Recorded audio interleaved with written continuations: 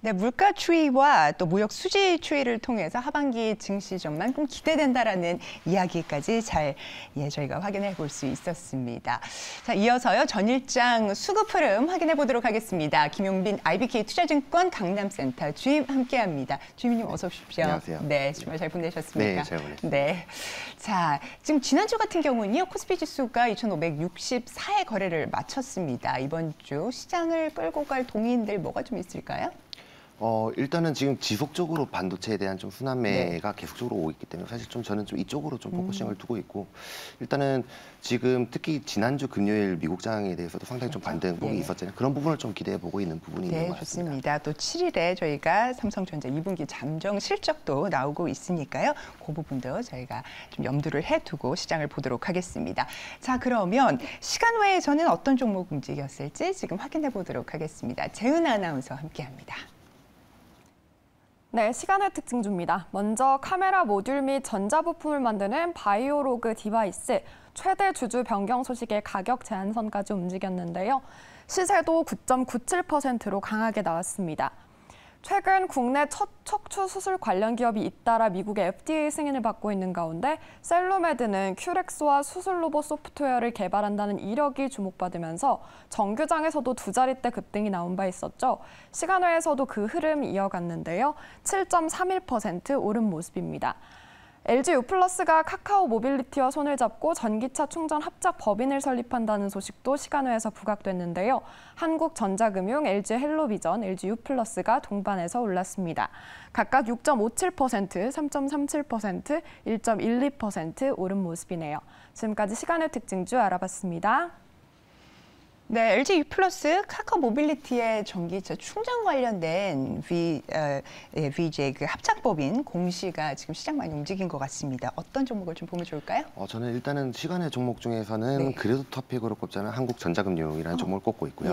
사실 이 한국전자금융이 이제 그 앞서서 말씀해 주셨던 이 LG U+와 이제 카카오 모빌리티와 이제 합작법인 설립 때문에 사실 같이 연관돼서 이제 시간에서 상승폭을 보여줬었는데 사실 어떻게 보면 같은 계열사라기보다 다른 종목들은 이제 계열사 종목이고 한국전자금융은 좀 실수해주다 느낌 쪽으로 봐야 될 것 같은데요.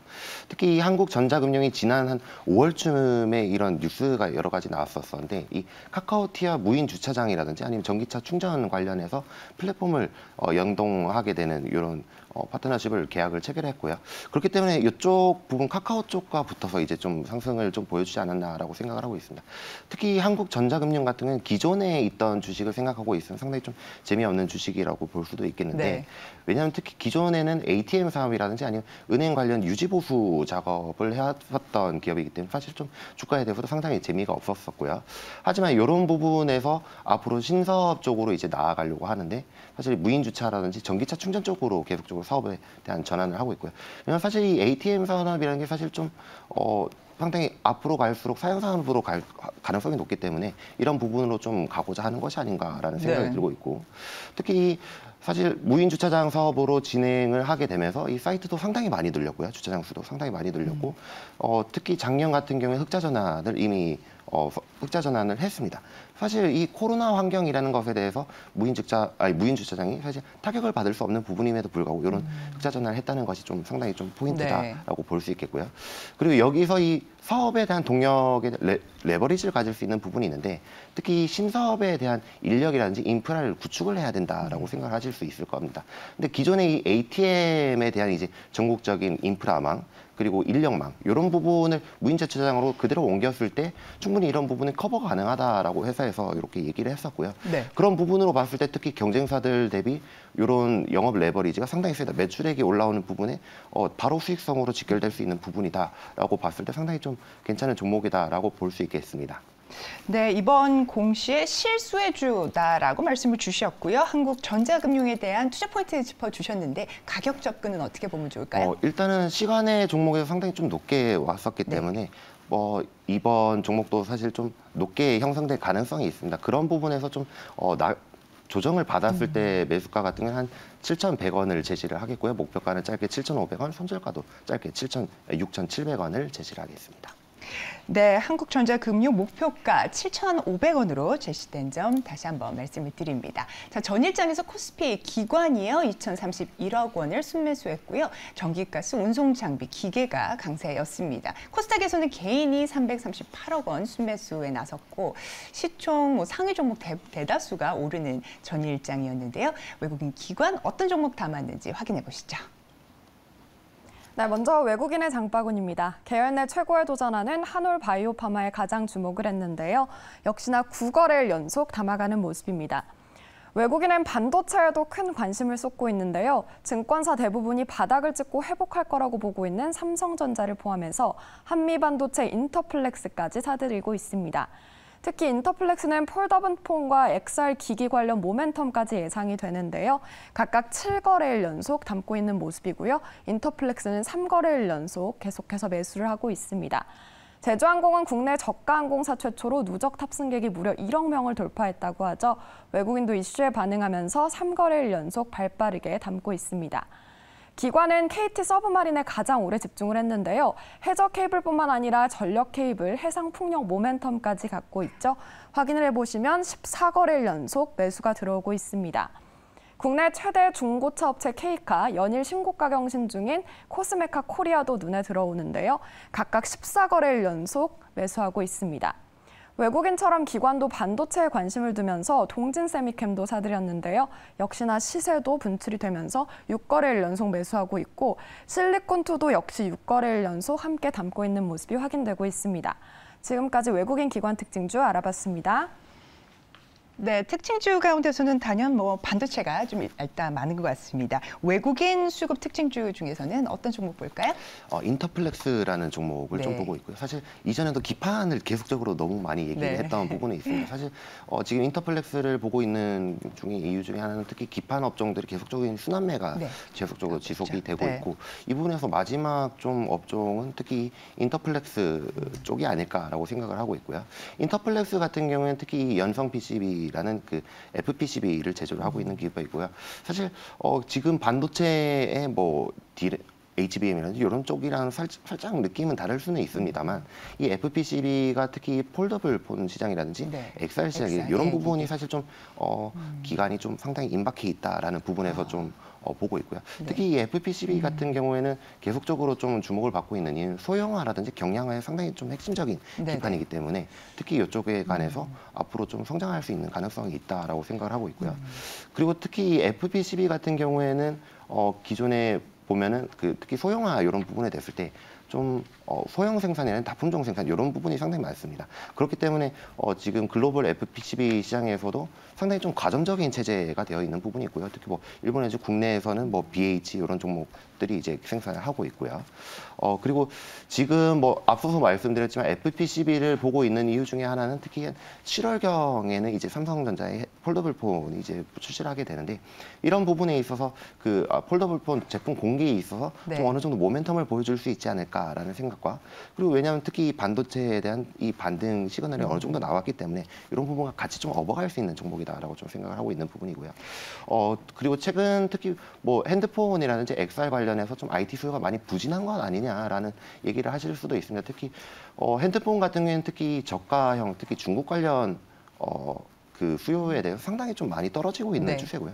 그렇기 때문에 지금 중저가형 핸드폰에 대한 좀 수요는 상당히 많이 부진하다. 근데 하지만 예를 들어서 그 폴더블과 같은 좀 계속적으로 성장하는 쪽의 이 IT 쪽에서는 사실 좀 계속적으로 성장을 하고 있기 때문에 이 프리미엄 핸드폰에 관해서는 부품에 관해서는 계속적으로 볼 필요가 있다라고 생각이 드는 부분이고요. 그렇기 때문에 이 부품에 대해서 특히 이 인터플렉스의 부품에 대해서 어느 정도 좀 봐야 된다라는 의견입니다. 네, 인터플렉스 말씀을 주셨고요. 7월에 또 삼성전자 폴더블 폰이 출시 예정이고 구글도 XR 기기에 진출 전망인 만큼 수혜주로 지금 꼽아주셨습니다. 가격 전략도 확인하겠습니다. 네, 매수가 같은 경우에는 12,500원을 제시를 하겠고요. 목표가는 15,000원, 손절가는 11,500원을 제시를 하겠습니다. 네, 이어서 기관 순매수 특징주 가운데 토픽 한번 살펴보죠. KT 서브마린이라는 종목이고요. 네, 하부구조물. 기존에 얘기했던 종목이랑 좀 결이 다를 수는 있는데 이 KT 서브마린 같은 경우에는 최근에 이제 대주주가 변경된다는 공시가 여러 번 계약이 나왔었죠. 물론 이제 제가 알기로 네. 오늘 원래 계약이 확정적으로 체결이 된다, 예. 마무리되는 걸로 됐었지만 이 부분이 8월쯤으로 좀 밀려진 부분은 있습니다. 근데 하지만 이 대주주가 변경되게 됨으로써 회사의 좀 사업 자체가 좀 많이 변할 것 같다라는 부분이 이제 모멘텀이라고 볼 수 있겠고요. 네. 특히 KT 서브마린 같은 경우에는 기존에 통신 케이블, 해저 통신 케이블 위주로 예, 그렇죠. 사업이라든지 맞습니다. 유지 보수를 상당히 많이 해왔었고요. 하지만 이 LS 전선이 인수를 하게 되면서 이 사업 부분이 전선 케이블 쪽으로 좀 네. 많이 움직일 것 같다. 해저 전선 전력 케이블 쪽으로 많이 네. 이동을 할 것 같다라는 부분인데요. 그렇기 때문에 이렇게 된다면 특히 이 좀 매출에 대한 성장성을 좀 볼 수 있는 부분이라고 생각을 하고 있고요. 왜냐하면 특히 해저 전선 케이블이 국내에서도 좀 기대되는 이유는 이 해상 풍력 시장이 계속적으로 좀 많이 늘어나고 있기 때문에 특히 왜냐하면 육지에는 사실 이 해상 풍력에 대한 부분을 좀 설치하기가 좀 많이 까다로운 그렇죠. 부분이 네. 있고요. 그리고 국내 같은 경우는 이 신안 우위에 대한 이 대규모 풍력 발전에 대한 이 프로젝트가 특히 이 LS 전선이 이쪽에 대해서 수주를 했었죠. 그런 부분에 대해서 특히 같은 수주를 좀 나눠 먹게 되면서 이 실적에 대한 성장을 가져올 수 있다라는 부분이고요. 그리고 LS 전선이 기존에도 계속적으로 높은 수주 잔고를 계속적으로 유지를 하고 있는데 지금 현재 같은 경우는 한 1.4조 원 정도 수주 잔고를 가지고 있고요. 이 부분을 같이 계속적으로 나눠 먹게 된다면 네. 이 분명히 기업에 대한 기업 가치는 상당히 좀 달라질 것이다라는 부분을 제가 좀 지켜보고 있는 부분인 것 같습니다. 네네, KT 서브마린에 대한 말씀 주셨습니다. LS전선 아시아 1위의 해저 전력 케이블사인데요. LS전선 동사 인수 후에 사업구조 변화 지금 기대하고 있다라는 말씀 주셨습니다. 올해 들어서 차트가 아주 예쁘게 우상향하고 있는데 KT 서브마린의 가격 전략도 들어보겠습니다. 매수가 같은 경우에는 7,700원을 제시하겠고요. 목표가는 1,500원, 손절가는 짧게 7,300원을 제시를 하겠습니다. 네, 좋습니다. 자, 전일장의 사모펀드는 어떤 종목 담았을까요? 사모펀드 수급 특징주 체크하시겠습니다. 네, 발빠른 사모펀드는 TNL과 카카오를 가장 오래 사들였는데요. 각각 확인을 해보시면 3.62%, 0.2% 오른 모습입니다. 외국인과 기관에 이어서 사모펀드의 관심도 반도체에 집중됐는데요. 업황 개선에 따른 강한 반등이 기대가 되기 때문입니다. 특히 이오테크닉스, PSK홀딩스, 이수페타시스를 적극적으로 사들이는 모습을 담았는데요. 각각의 시세 체크를 해보시면 마이너스 0.27%, 마이너스 0.47%, 1.91% 이렇게 조정받는 모습이었지만 반도체에 앞으로 바닥을 찍고 나아질 거라는 기대감으로 사모펀드의 관심이 집중되고 있습니다. 지금까지 사모펀드의 특징주 알아봤습니다. 네, 올 상반기에 코스피 상승률 1위가 바로 이수페타시스라고 하더라고요. 요즘 카카오 개인들이 굉장히 많이 사고 있고 반도체 장비주들도 눈에 띄는데요. 오늘 어떤 종목 볼까요? 이오테크닉스라는 종목을 보고 네. 있고요. 특히 이오테크닉스 같은 경우에는 후공정 장비 업체라고 보시면 될 것 같습니다. 지속적으로 시장에서는 후공정 쪽으로 계속적으로 쏠리는 모습이 보이고 있는데 이 후공정에 대해서 시장에서 계속적으로 쏠림도가 증가하는 이유는요. 특히 HBM 때문이라고 할 수 있겠습니다. 왜냐하면 특히 이전에도 이 전공정에 대한 한계 때문에 사실 후공정으로서의 좀 기술적 보완을 계속적으로 유지를 상당히 좀 많이 이슈가 됐었습니다만 이번 HBM 이후로 특히 좀 더 가속화가 되고 있다라는 느낌이 좀 많이 들고 있고요. 그래서 특히 이 어드밴스드 패키징에 대한 좀 확대가 되는 좀 수혜주를 좀 많이 찾아봐야 된다라는 부분이고 특히 여기서 이오테크닉스가 좀 많이 수혜를 받을 수 있을 것이다라고 생각을 하고 있고요. 그리고 이오테크닉스의 장비 같은 게 여러 개가 있습니다. 일단은 첫 번째는 FCBGA향 이제 기판 장비가 있고 이 FCBGA 같은 경우는 기판 업체들 계속적으로 투자를 이미 예전부터 공시를 해왔고 계속적으로 나아가고 있기 때문에 이 부분에 대해서 좀 어느 정도 수혜를 받을 수 있는 부분이 있다라고 볼 수 있겠고요. 그리고 하반기 같은 경우에는 특히 기존에는 일본의 디스코라는 회사가 만들었던 장비들이 있는데 이 부분이 작년에 특허 만료가 되게 되면서 좀 신규 그루빙 장비라든지 스텔스 다이싱 장비라는 이 커팅 장비들을 좀 장비를 하반기에 좀 수주를 받게 된다면 사실 좀 점프업을 할 수 있는 실적의 점프업의 레벨 기회가 된다라고 볼 수 있겠고요. 그리고 특히 이 매출의 대다수를 차지하는 레이저 마커 장비라는 것이 있는데 네. 이 레이저 마커 장비는 뭐 칩에다가 이제 예를 들어서 뭐 제조연원이라든지 뭐 이런 것들을 이렇게 기입을 해주는 장비라고 볼 수 있겠는데 이 부분이 사실 반도체 업황과 상당히 예민하게 같이 가고 있기 때문에 이런 부분을 봤을 때 반도체 업황이 상당히 개선이 된다면은 좀 같이 갈 수 있는 부분으로 봐야 되지 않을까라고 생각을 하고 있습니다. 네. 자, 업황 업사이클 진입 구간에서는 장비를 보자는 말씀과 더불어서 이오 테크닉스 그러면 6월 이후에 시세 크게 나고 있습니다. 가격선 어떻게 보면 좋을까요? 일단 매수가 같은 경우에는 최근 종가 근처인 11만 1,500원을 제시를 하겠고요. 사실 좀 위에 상방에 대한 좀 어느 정도 제한이 있어 보이기 때문에 목표가는 짧게 12만 3,000원, 손절가도 짧게 10만 8,000원을 제시를 하겠습니다. 네, 좋습니다. 이렇게 종목단의 관련 이슈들 꼼꼼하게 챙겨주신 김용빈 주임님, 오늘도 말씀 대단히 감사합니다.